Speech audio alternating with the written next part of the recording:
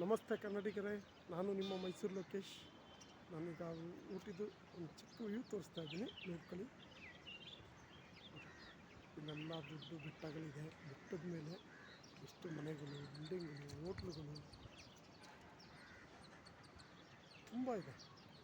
ವಾತಾವರಣವೇ ಒಂಥರ ನೆಮ್ಮದಿ ಕೊಡುತ್ತೆ, ಮನಸ್ಸಿಗೆ ಮುದ ಕೊಡುತ್ತೆ. ಎಷ್ಟೇ ಟೆನ್ಷನ್ ಇರಲಿ, ಏನೇ ಇರಲಿ, ಈ ಒಂದು ವಾತಾವರಣಗಳು, ಪ್ರಕೃತಿ ಕೊಟ್ಟಿರೋ ಈ ವಾತಾವರಣ ಇವೆಲ್ಲ ನೋಡಿದ್ರೆ ಮನಸ್ಸಿಗೆ ಆದಷ್ಟು ನೆಮ್ಮದಿ ಸಿಗಲಿ ಅಂತ ನನ್ನೊಂದು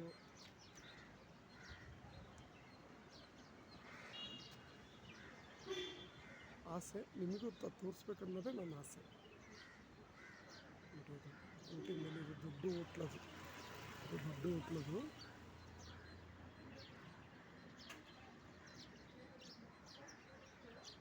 ದೊಡ್ಡ ಹೋಟ್ಲದು ಗ್ರೀನ್ ಪಾರ್ಕ್ ಅಂತ.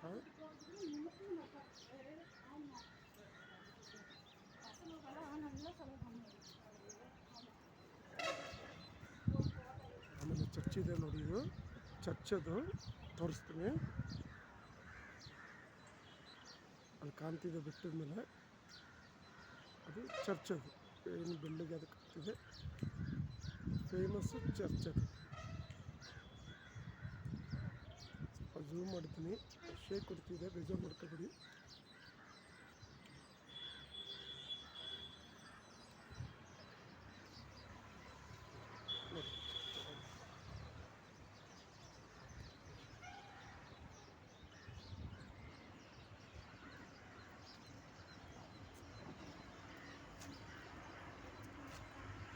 ಇದೇನಿದೆ ಮೇನ್ ಸರ್ಕಲ್, ಇದು ಊಟಿದು ಮೇನ್ ಸರ್ಕಲ್ಲು. ಇದನ್ನು ಚೇರಿಂಗ್ ಕ್ರಾಸ್ ಅಂತಾರೆ. ಈ ಬಸ್ ಏನು ನಿಂತಿದೆ ಅಲ್ಲಿಂದ ಸ್ವಲ್ಪ ಮುಂದೆ ಹೋದರೆ ಚೇರಿಂಗ್ ಕ್ರಾಸ್.